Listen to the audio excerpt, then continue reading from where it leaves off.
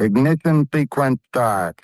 5, 4, 3, 2, 1. Liftoff. We have a liftoff.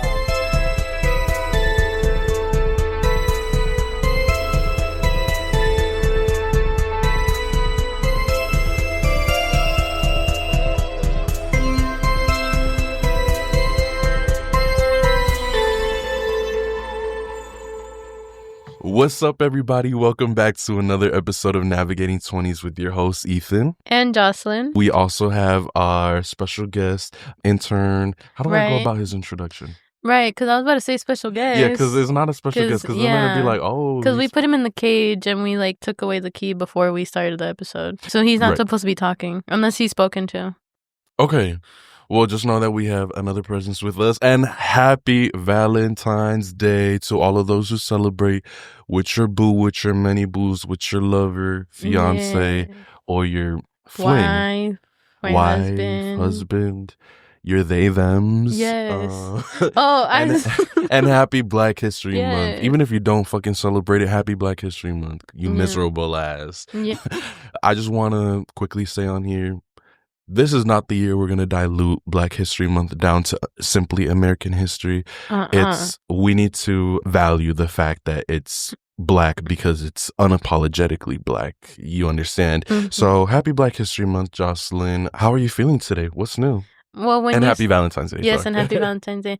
Happy Valentine's Day to all the people that are in polyamorous relationships, that are queer or just in general pansexual. You guys just love, your love is there's no bounds to it. So love y'all. And if YouTube wants to ever censor me, you will not censor me. I will still keep talking. Literally, someone, from the government, the White House, you guys will literally have to find me and literally strike me down and literally go inside of my house and delete the TikTok app and delete all the apps where I put my podcast in, because you will not censor all of us. And we are not subscribing to this censorship rhetoric. Yeah, so this is for the they-thems. They-them energy. Hey. And people were like, yes, like my baristas, yeah. Big they-them energy. They-them energy, yes. I saw that video today, actually. That shit was hilarious. Yes. Oh my God. I feel like, guys, we had a little, mishap at the beginning of the episode. So now we just kind of have to fill in. Oh, wait, but retrace our steps a little bit. Yeah, retrace our steps a little bit. But this is also in commemoration of Black History Month. Yes. So. All the Caucasians to the back. Immediately. You know what I miss in media? Joanne the Scammer. Because she gave us shit like that. I do miss her. Yes. I miss her. Where is Wendy Williams when we need her the most? No, she's out here doing phone interviews and shit. Have you heard that? She was exposing Diddy and everything. Yeah, she's saying that she's in a conservatorship and this and that. But I don't know how to feel, because they have also been saying that a lot of people that have I don't know what her condition is. They say a lot of people have that. Sometimes they'll say I'm imprisoned or something. Oh my gosh. But, it's a type of dementia, right? Yeah, it's a type of dementia, I think, and they'll just be yeah. That's so sad. And for the people who are this is her karma for talking shit all of those years to all of those celebrities. It's okay, yes, she talked shit, but she also gave so many messy gay people happiness and fulfillment from watching her show. I used to watch that show all the time. I saw it live when she had her seizure. I saw it live. I was at when we went to high school, we had to wear uniforms and we had to go to the stores, and they had Wendy Williams on. And and basically she was just because she was the Statue of Liberty. Yeah, and she's literally Halloween something. And then she fall.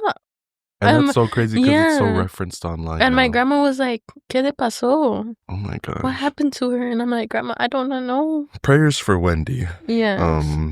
But still, death to Jamie Lynn Spears. Yes. Or, wait, death to all of them. Yeah, because, all of Britney's family. Yeah. That was crazy. Yeah, except Britney. Except Britney. Yeah. Except Britney. Yeah, now that I actually, like, see her whole thing with, like, media and how, like, the media treated her, I'm like, y'all are actually crazy.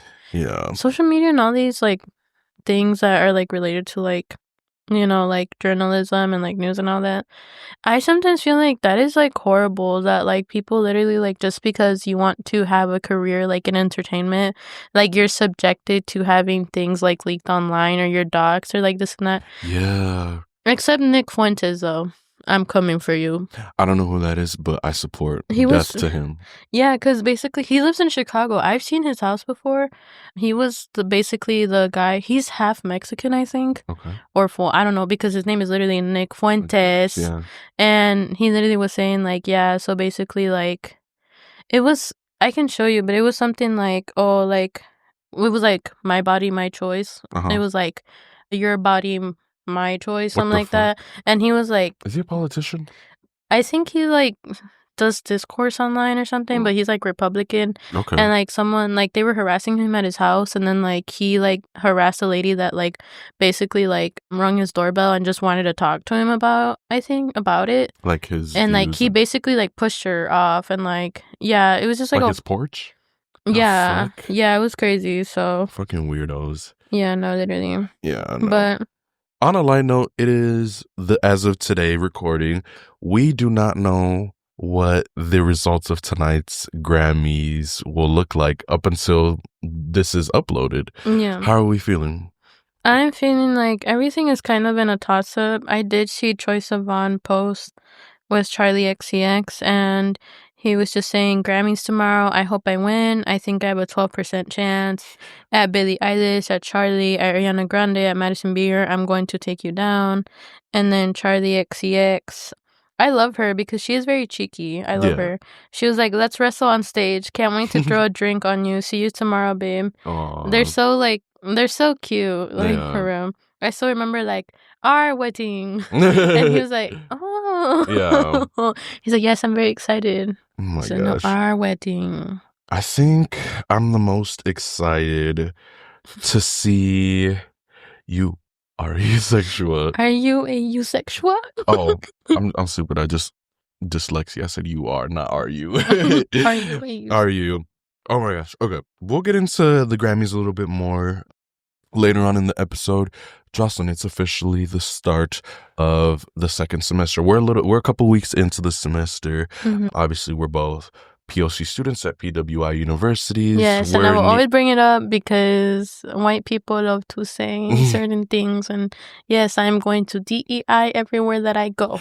Yeah, because I think those facets of our identities are needed and valued and part of our path and expression and everything.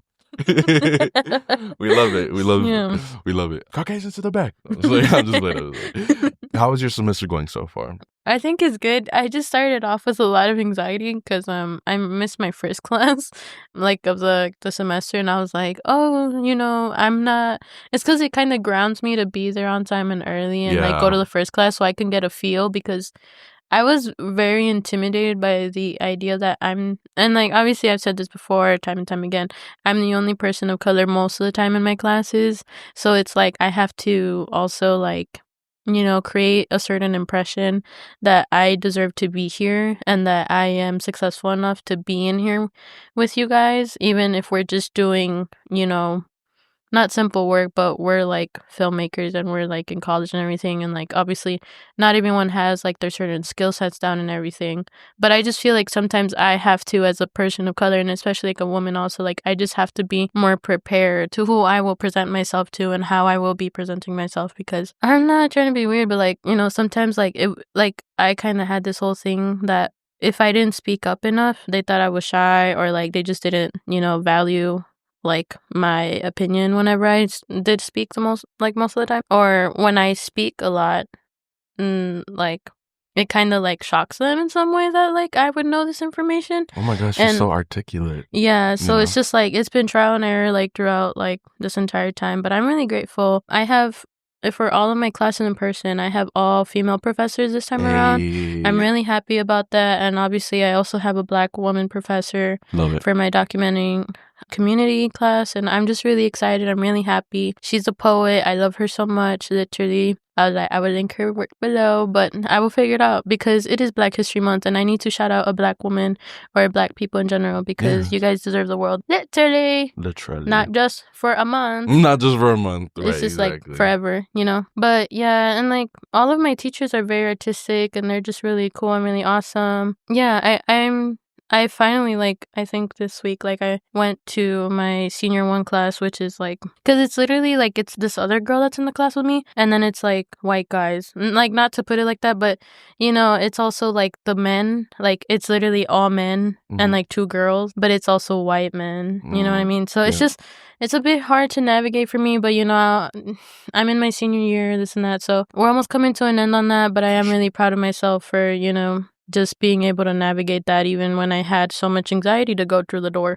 Because it just felt insane to me. It really did. And I feel like for a long time I didn't value my opinion or I didn't value like who I was and what I was bringing to the table because I was so scared of what they would think of me. Right. But I don't know. They're fascinated by me in some way, shape, or form, I guess. But which is a good thing. And kudos to you because, yeah, it's definitely easier said than done just like trying to show up in a room and be authentically and fully yourself. But I think adding and contributing your perspectives and your lived experiences and your contributions to the class can like really enrich some of these white people's understanding. And that's no offense to like literally anyone, but it can really enrich someone's understanding of how a person of color understands and operates within the film world and with amongst like a traditionally straight centered, white, but I'm glad to hear that these last few weeks, like, while a little bit tough to navigate, it sounds like you're on your feet and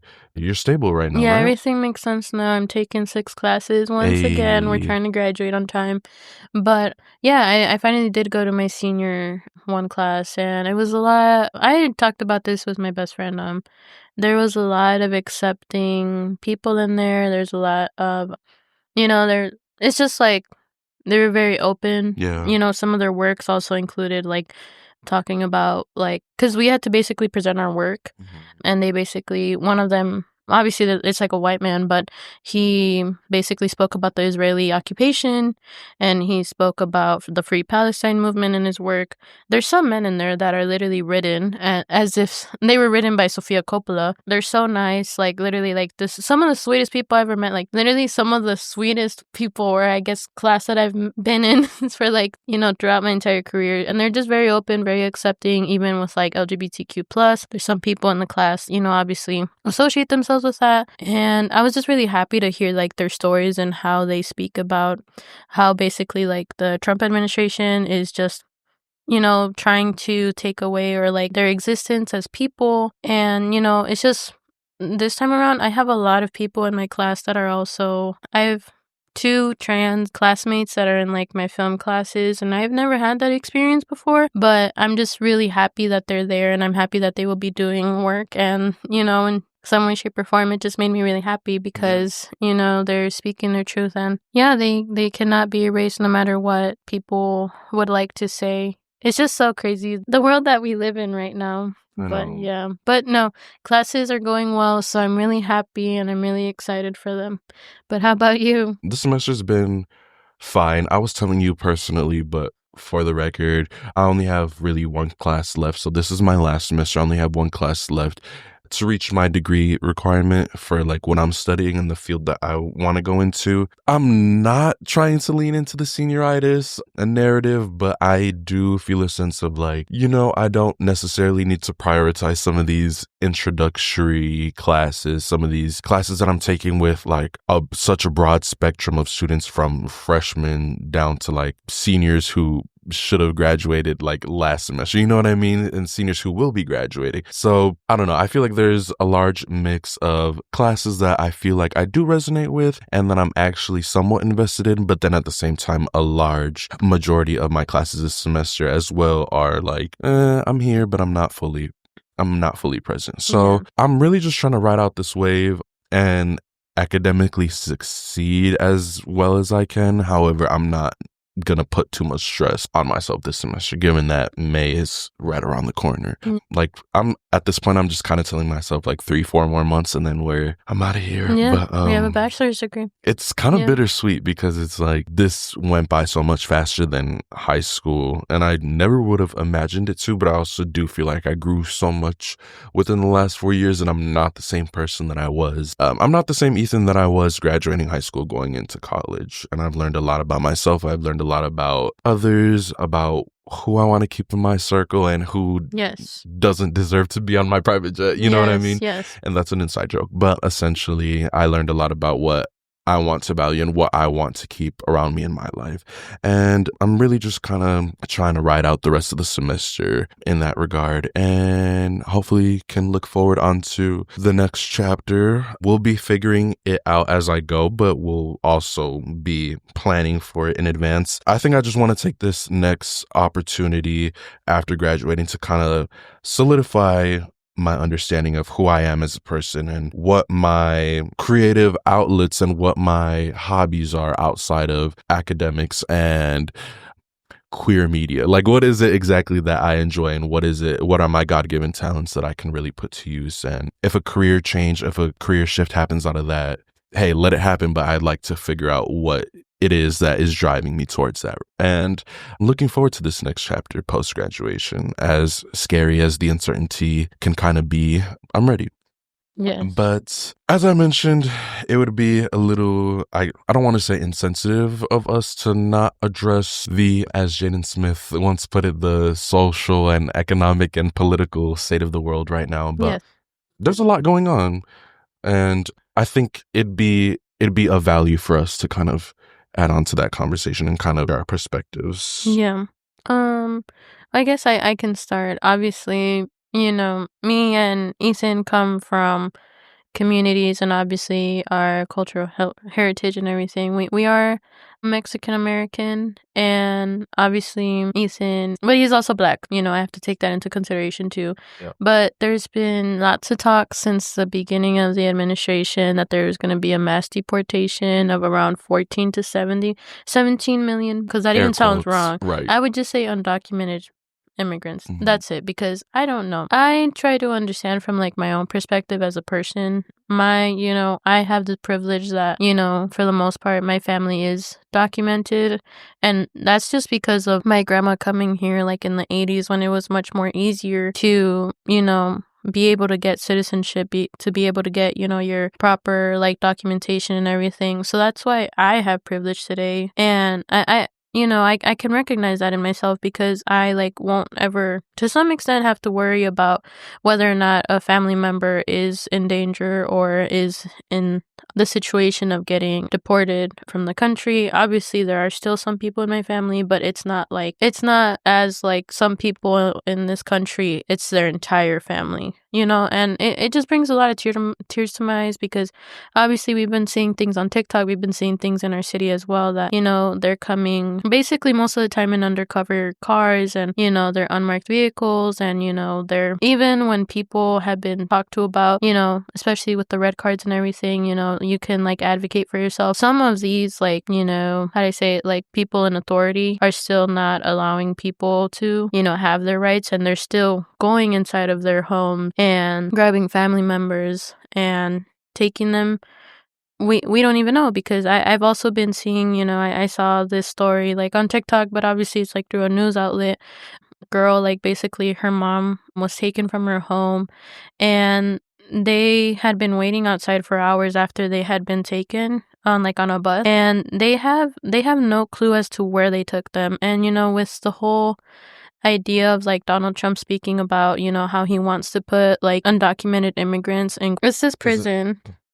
Yeah, Guantanamo Bay. Okay. And basically, he also wanted to set up camps in which undocumented immigrants would have to do free labor. And I just find it now, even because, I'll bring in a bit of media, but basically Selena Gomez had like posted a video about how she was really hurt. Obviously, I understand, like, she is Mexican, and, she has her right, as a private citizen to speak her mind. because it is affecting people that, are within our community. And can I just add that Selena Gomez is the #1 most followed female on Instagram. So she understands that she has a platform, and like a lot of the people in the Trump administration circle, she too herself is a billionaire. So you can see the cultural divide and shift in which she's taken this situation and this approach. She's utilizing her platform in a different way and trying to shed light from her perspective. Sorry to cut you off, but it's totally fine. But yeah, and basically I'd seen on Twitter yesterday, and even on the White House's official Instagram, they had basically brought up her video. And obviously I understand that certain things happen in this country, and I'm not saying that that isn't valid, but I feel like these are two different conversations, because these people that are like basically talking in the video, like in response to her video, I think Selena Gomez is just talking about how she feels very like empathetic towards the situation that the children are going to go through, unfortunately, because even throughout time, whether it was this administration or not, there has been deportations. It's just this one is much more on a larger scale. It's greater, and and our president also is just emboldening people to be outwardly racist. And it's just like, to me, like, they were just talking about like, you shouldn't have sympathy like for people like Selena Gomez, or for like the causes that she wants you to be empathetic towards. And I can understand that maybe in that situation their family member could have gotten killed by an undocumented immigrant, but I don't think that that's what she was trying to talk about in that conversation. She was more so like feeling really, how do I say it? Like, she was just feeling like really upset and really sad for how this will affect the children of undocumented immigrants. But obviously, because I understand, like, it's like how everybody says, like, there's good people and there's bad people, but obviously we can't associate that with like skin color or race. That's not how this works. But obviously, knowing the political state of this country, it's just really unfortunate, I think, that this is even happening. And I have, friends, and I have like just a lot of people in general that are genuinely scared and have anxiety over this, and would, in some way, shape, or form. Some people, if their families get deported, they will pack up and go with them. And I think that's also unfortunate, and I think that's also like a slap in the face what has been promised in America since we got here. I was told by my immigrant grandmother, obviously she was a citizen, but she had told me that this is the land of opportunity, and this is the land of dreams, and this is where people come to get a better life and to give themselves a better life. So just having to see this unravel really does hurt, and it's horrible. And, with everything that is just happening that they're trying to also remove, like birthrights. Yeah. And it's just like, it's crazy because the president of the United States, his son, benefits from that too. Right. And, Barron's at NYU, whatever. I hope they, them is hurting him right now. I hope a they, them is like educating him right in his face. Yeah, like, because don't play. Obviously, I honestly hope it's Elon Musk's daughter. Yeah, yeah, because the way that I saw him reacting, obviously, I know he helped garner the youth vote, and I see that. He's obviously I can't say anything to his character because I don't know this person, but if he helped garner the youth vote for his father, then obviously it does say something about his character. But he also did look very like he did not want to be there when that was happening. He just kept like rolling his eyes and everything, and Elon Musk was so like happy and giddy and this and that. I was like, girl, what the fuck? Oh, and then Carrie Underwood too. We have something to say about that. Carrie Underwood.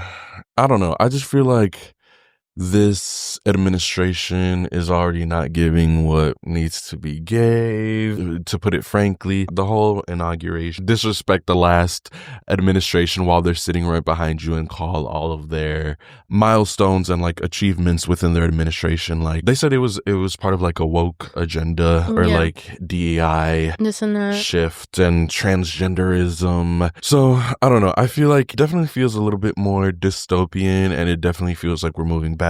And the energy, it's kind of to your point, I'd never really felt the weight of politics in my life as much as I kind of do now that I feel like I'm really more hyper aware of what my vote does and how my vote is counts equally as much as pretty much anyone else in the United States, you know what I mean? And it's just like kind of understanding how all of this works and how it seems like we're almost kind of moving into, as you mentioned in a previous episode, like an oligarchy.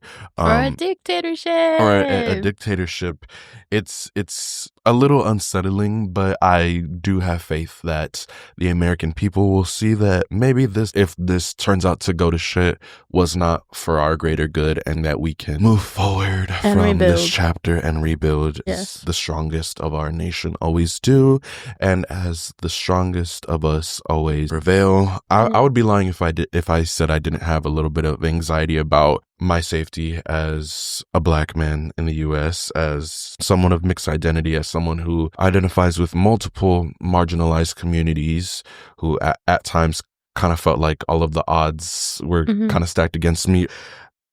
I'd be lying if I didn't say that, you know, all of the news and the media didn't get to me a little bit. There was a day or two in which I kind of had to take a break from TikTok and social media. But I think with support and community and just having dialogue and conversations with friends and really being able to understand and process and seeing, like, surprisingly, some of my professors share their opinions and express kind of support for us as marginalized communities, I think it helps me understand that, you know what, maybe I shouldn't lose all faith in humanity, and there's still some hope and light that can come out of the tunnel on the other side of this, you know what I mean? And that's essentially what is keeping me faithful during this time. I also did go to church today for the first time in like 2 years.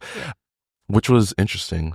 I went to church last year with my cousin, and I went to church today, which had a similar vibe. There was definitely way more white people at this church, but it was kind of like non-denominational, so it was like come as you are, if that makes sense at all. We were passing like a church, I think, yesterday. No, not a mega church. No, this one was good. Okay. It was like I think it was a what is that?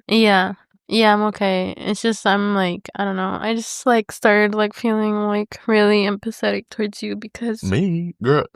No, I know, but it's just like you are like how do I say it? Like you don't even like say it. you just are like so many things all at once, and it just hurts me a lot that, you know, you're from two communities that are getting affected vastly right now, and like, I don't know. I just feel like you're just a really strong person. Because you have to see both sides of that. And that's so hurtful.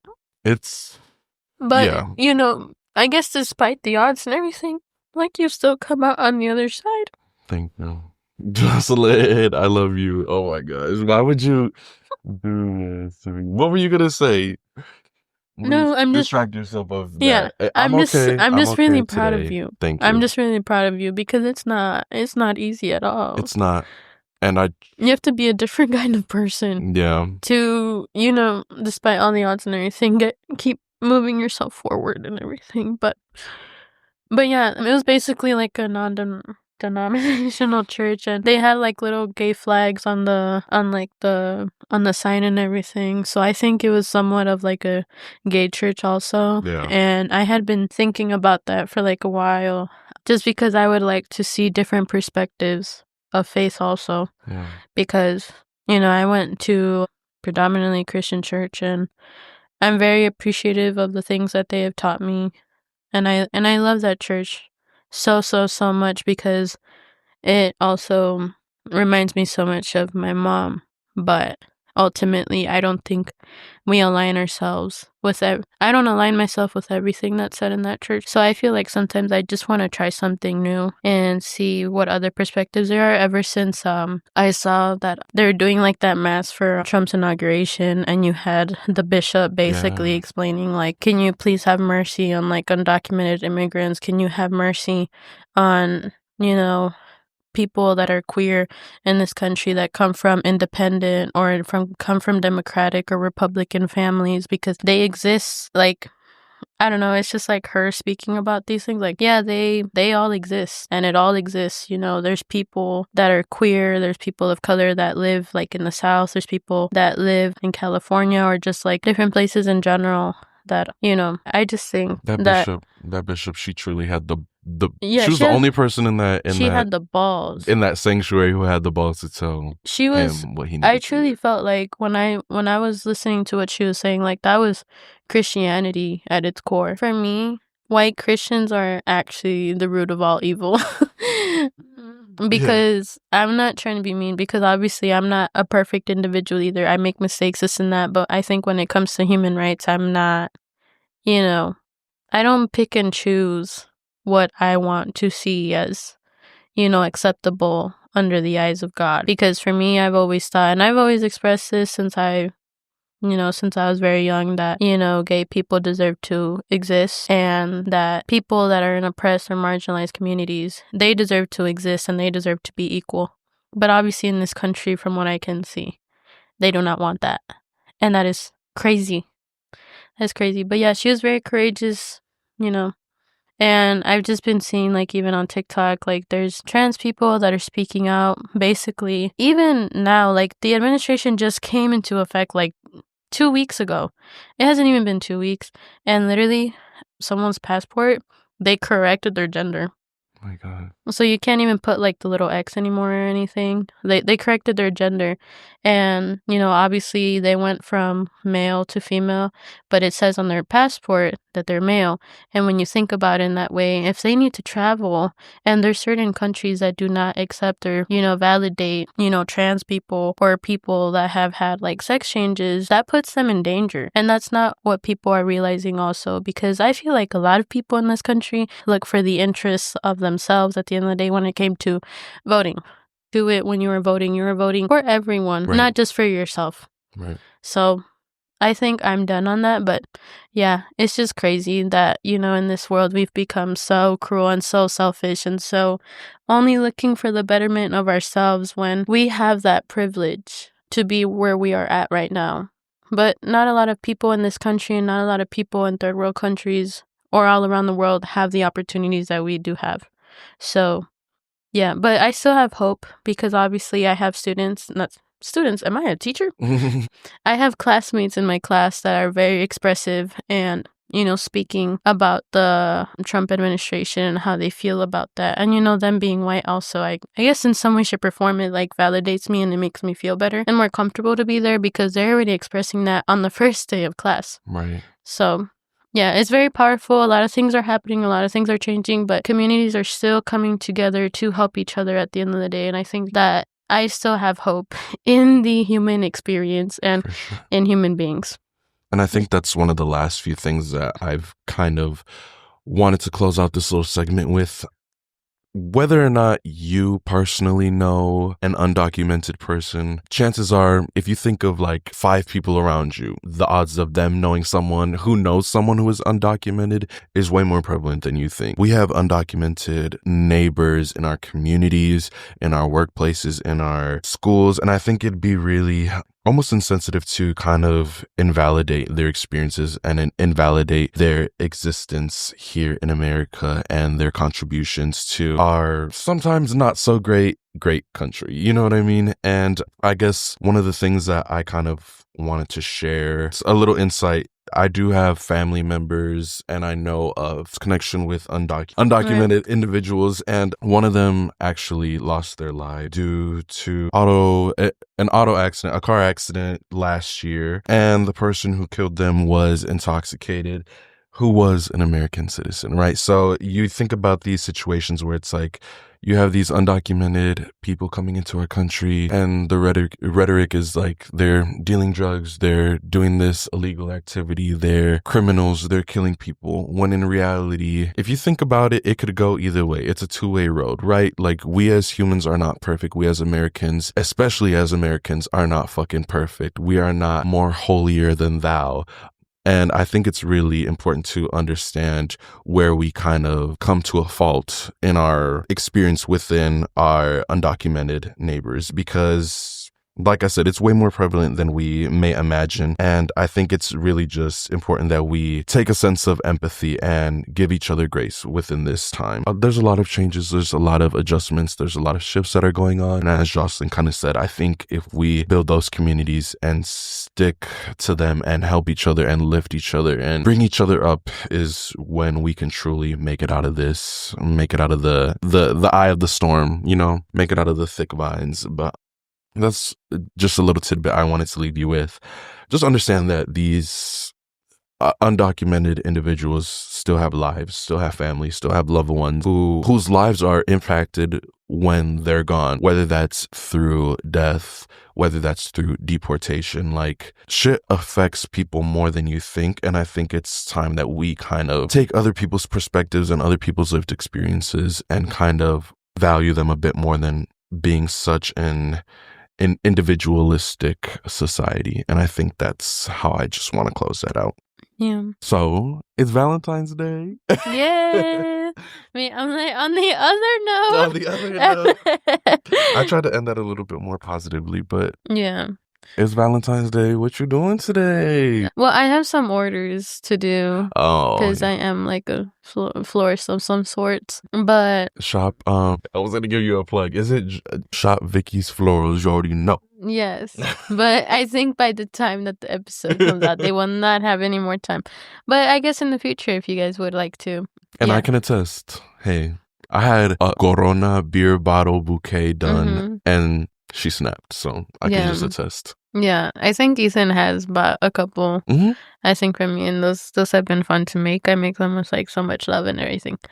Testimonials. Yes, but yes. I don't know exactly yet what is the deets. Do you have a Valentine's? Yeah, I do. Love it. But I also... but you are also my Valentine. Oh, okay. So. We can be each other's Valentine. Yeah, so we can go get drinks at the bar. Yes, drinks at the bar. I've drinks been wanting to, like, so bad. Like, obviously, like, I'm like, staying sober and everything. But I really just want to go get, like, some pretty drinks, like, downtown. Yeah. And, like, just be, like, I don't even know. Just have a good time. Yeah, just not have even a good necessarily time, like, good music. Have to black out. Yeah, no blackout. Okay, I just want to have, like, a hate... good drink, like a little pretty drink, and, like, be like, oh, this is me and my pretty drink. Yay! Yeah. Last year, did you guys have Galentine's? Was that last year? I don't think we did last year. I think we did it, like, the other year, but I sincerely do not remember last year. Last year was, like, funny, I think. But, yeah, on that note... Well, it sounds like we're getting drinks tonight. Yeah, we will be getting drinks tonight, probably. Okay. Oh, no. No, then we'll eliminate him. No, I'm just I said he. We will eliminate. We will eliminate him. We will eliminate him. We'll leave him in the corner. He can come along. He can stay in the corner, though. This is coming out on the 14th. A week ago today, I would have went to see Tyler, the Creator. Oh, you're gonna go see him? Yeah. Okay, I might go then. Okay. I might go. I might have to. So my sister, on my sister's birthday, me and my sister are born in the same month. Me about to look for tickets? Yeah, me and my sister are born in the same month. She texts me on her birthday, hey, like, can you check out these tickets to see if they're real? I'm like... okay, I guess. And it was like, from the Mecca, congratulations on your giveaway tickets to Tyler, the Creator. So what the fuck does my sister be doing that she won a giveaway for 2 tickets? I'm like, girl, what are you doing on the internet? No, yeah, bless her, because she won free tickets. So we'll be in attendance. Yeah. I'm so excited for you. Thank you.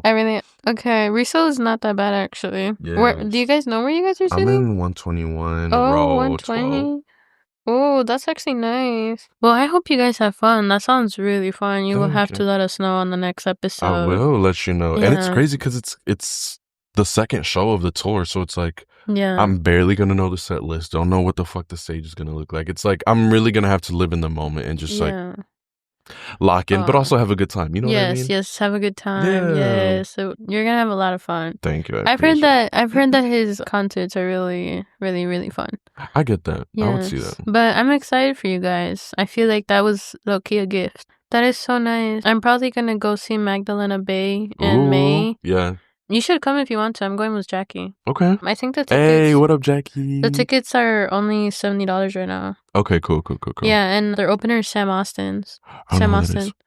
I've heard his music. You've heard of his music on TikTok? On TikTok, yeah. I have to, you know what, I'm going to give Magdalena Bay, is it Imago Disc or something like that? Yeah. I'm going to give that album a listen because I'm going to check him out. He sounds a little like Blood Orange to Well, me. that's exciting. How are you feeling? You already got the tickets then? We have not gotten the tickets Oh, okay. yet. I mean, okay, because basically the tickets were like $30 at the beginning. Oh, okay. But they've gone up because of resale, so I'm just going to wait a little bit. But they're $70. If you'd like to come, it's in May. Okay. Do you know what day? I think it's like May 10th or something. Fuck, I graduate that day. Oh, Either the do? day or the day Hold before on. or something like that. I'm like, hold on, let me see. If it's that Friday, yeah, May 10th or May 11th, I think I graduate. Have you ordered your cap and gown? I have. Oh my gosh, yes. That must have been crazy. I feel like that's surreal as fuck.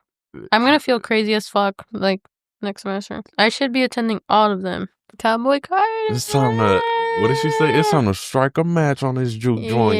Some shit like that. Cowboy Carter Tour 2025 officially announced. The Beehive was awoken last night. We were sent into emergency, like, wake up, like, Wake no up time to play. Immediately. World Yes. stop. Carry on. Yeah, it's crazy. It's crazy because I still feel so sad that I missed Renaissance. I still like that part of me doesn't even exist, but I mourn that. I mourn that person.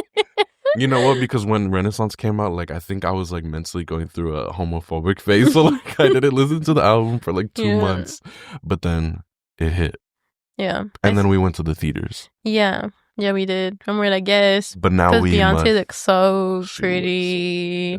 But we need to see her in the all white. Yes. For the Cowboy Carter tour. Oh my gosh, I saw so many people already. Like, like it was barely announced. I don't even think it was announced yet, but people had like in their Amazon cards, like the blonde wig, like the hat, like the straps, like this and that. I was like, wow, so we about to be like little cowboys, white like coming out, showing white up looking like the fucking Ku Klux Klan cowboys. What the fuck? Yeah. No, like, anyways, but that not during Black History Month. No, yeah, like, forget that. Yeah. Aside from, we're gonna try to figure it out once we get the dates and tickets go on sale. But Chicago, Houston, LA. Oh yeah, because Houston. Yeah, no, she does it big over there. Yeah, she does it big. That's her I hometown. feel like I really want to experience Beyonce to her fullest. Like, right. I would literally take a 3-day trip and go see her on one of those days, and then see the town, and then go back. Yeah, like, obviously, cool. you're like, we'll have to save money and everything, but. Like, no, like, I literally want to be, like, experience Beyonce that way because I've never experienced Beyonce. To do it once, you got to go big or go home. Yeah, because that's how I felt when I was gonna, well, obviously, I was gonna go see Omar. I didn't, but it's okay. I will see him when he's bigger, I guess. But that's how I felt when I literally saw S.L. Kane for, like, $15. I was like, what? You know what? Yeah. I remember you told me that. I was like, well. How cheap it was. How cheap it was. Yeah. I was like, obviously, I think they paid her for it, but I was like, $15 to see you, babe. I would have paid $100. Literally, I would have paid $100. But we went to go see Troy and Charlie last year, and that was really fun. That was really fun. It feels like such a long time ago. Feels like a lifetime ago. Yeah. Sweat tour. Oh my god. They talk to me in Spanish. Talk to me in Spanish. Speaking of, as of recording this, Charlie XCX's Brat is officially a Grammy winner. Huh? Yes. What do you mean? They're doing Grammys right now? Yes, they're doing they do like some during the live show, and then they announce a shit ton. Wait. Because there's so many categories that they can't televise all of them. Wait. Look, hold on, I'll show you. Wait. Okay. Wait. She said, what? Breaking news at the Navigating 20 studio. Beyonce wins first Grammy in a country category for Most Wanted with Miley Cyrus. I'll be a shotgun rider till the day I die. The lyric. I almost did. You did. You almost did. Okay, so we're going to be singing that on tour then, it sounds like. Yes. Best rap song singer, Not Like Us, to Kendrick Lamar. Okay. Brat got like best dance album or something. Really? Yeah. Speaking of, did you see that they put the white vinyl? No, not the white powder vinyl. Did you see that? Yeah, I did see that. I was like, whoa. Cocaina. Yeah. Our Thanksgiving episode, we did Grammys predictions. Yeah. You probably were the most No. They're probably not going to give her album of the year. Which is horrible. But if it goes to Beyonce, I will be very happy. Because if she already got 2 Grammys for the one album, then I guess I'm happy with that. I'm happy. I'm satisfied. Yeah. I am happy. I am happy for her. But yeah, they might not give her album of the year. But honestly, better not go to Taylor Swift. Taylor fucking Swift. Oh my god, if they give Taylor album of the that wasn't even album of the summer, right? Mind you, album of the summer was Brat or the Chapel album, Rise and Fall of a Midwest Prince, or Sabrina. Yeah, like or it was Sabrina. not. Taylor is not in the top 3 for this category. Don't piss me. Yeah, like it was the Powerpuff Girls. That's what people were comparing them to. Exactly. Yeah, that's so funny. The Powerpuff Girls, actually. But yeah, and then I'm also gonna go see Caleb Heron, the comedian. Yeah, I'm gonna go see him in Chicago. I think. Oh my god, his whole thing is like funny to me. I think his tour thing. He's hilarious. I've never seen his tour shows though. He was like America's only gay comedian hits the road. Wait, when? And with who? It was 5 days ago. I think it's just a special guest. No, when are you going and with who? Let me see what day it is. I think it's April. Did you get the tickets or you're eyeing them right now? I got the tickets, but I didn't know that you wanted to go.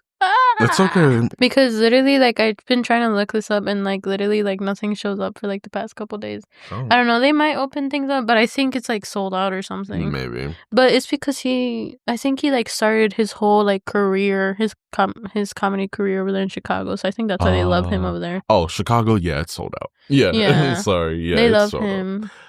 That's interesting. Yeah, I think this is the year that I kind of want to go to concerts and shows and plays and shit. I'd love to do that and like explore some of the shit that I was never really exposed to. I want to go see Wicked.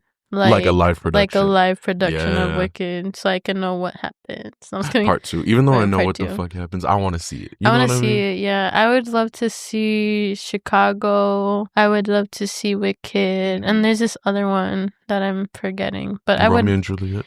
Or no? Oh my god, that one was so cool. I'm like, Connor, I love you. Did they take it away or is it still? No, it's still there. I think it's they've been there for like months now, I fucking swear. But some shows have been there for years. But yeah, they've been there for a little bit. Yeah, but I think they run until the end of February, I think, for Kid Connor and Rachel Zegler. But cool. Literally, they're so beautiful. Like, I love them. Love them. Like, especially Kid Connor.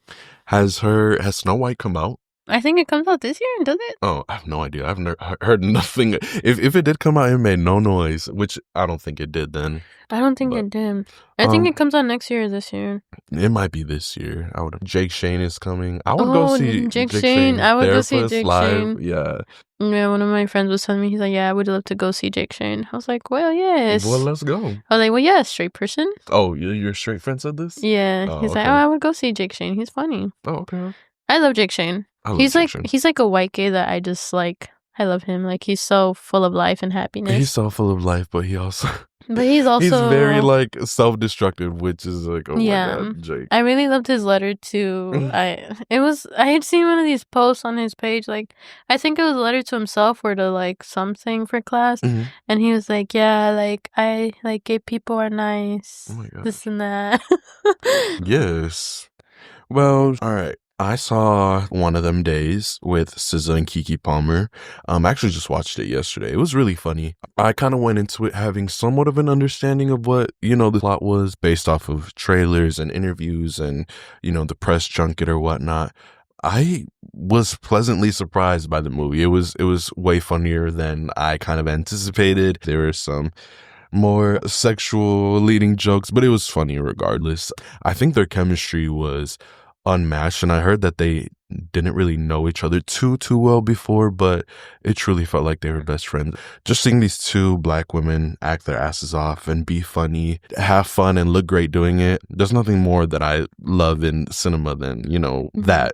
Love a black woman from infinity to infinity. Yeah. But go watch One of Them Days, produced by Issa Rae. Go check it out while it's in theaters, while you still can. Yes. And they already made double their budget back.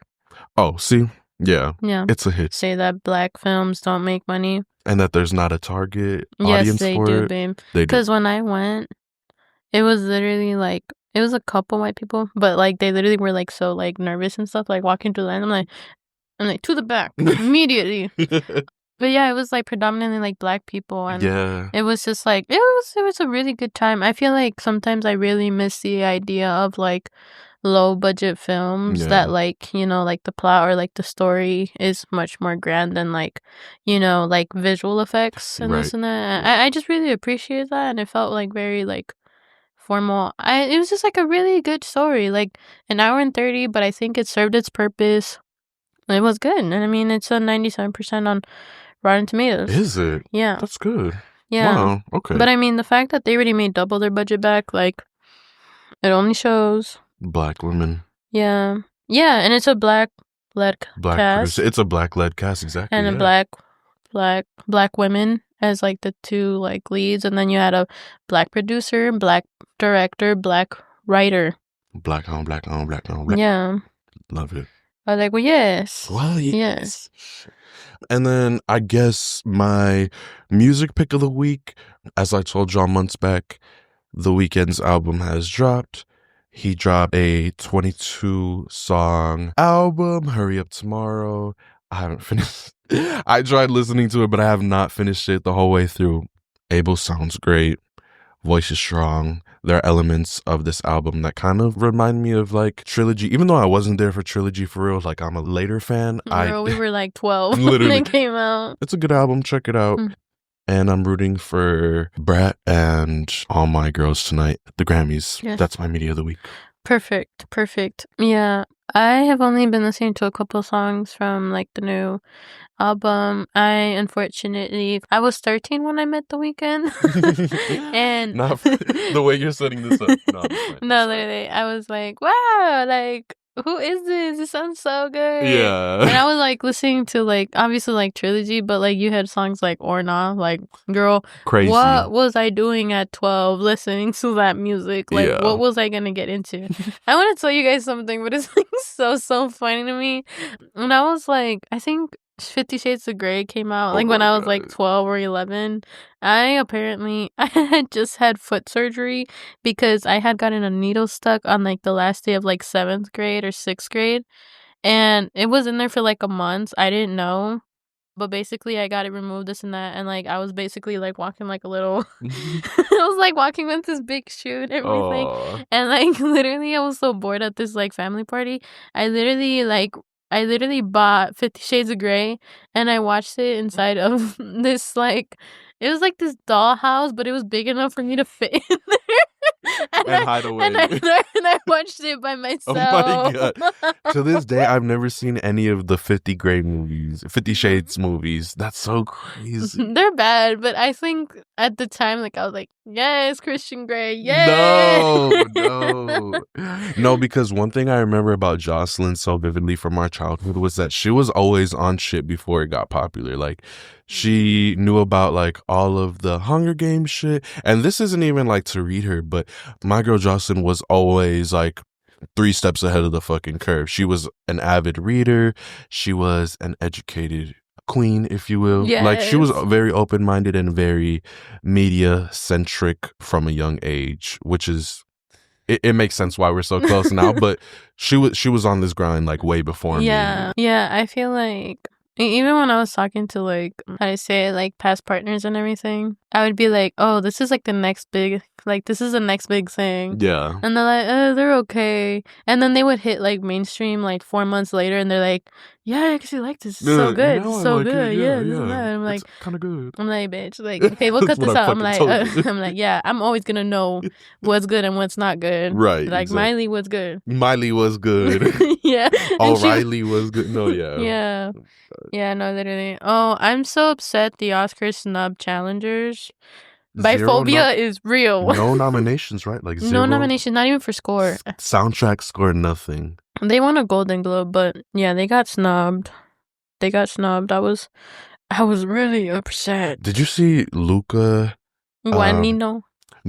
He left after Emilia Perez who won the Golden Globe or something. Yeah, I think for Best Director or for Best Picture, something like that. But he left, and I was like, yeah. He walked out. And while we're on the topic, Emilia Perez. Did you see Sofia? I've seen Carla Sofia on the discourse. Oh They're my gonna goodness. rescind that nomination, and it's horrible It's gonna look because so bad. she's a trans woman. She is. So she should know better than to say all of these things. As recent as like 2020 or something. Yeah, she should know better. She should know better. And the fact that she called the Oscars in 2021 a Afro-Korean fest of some sort. And, you know, she also talked about COVID and like, what is wrong with you, girl? But obviously, I don't know. She also set up her own interview yesterday without Netflix permission or without anyone from the studio.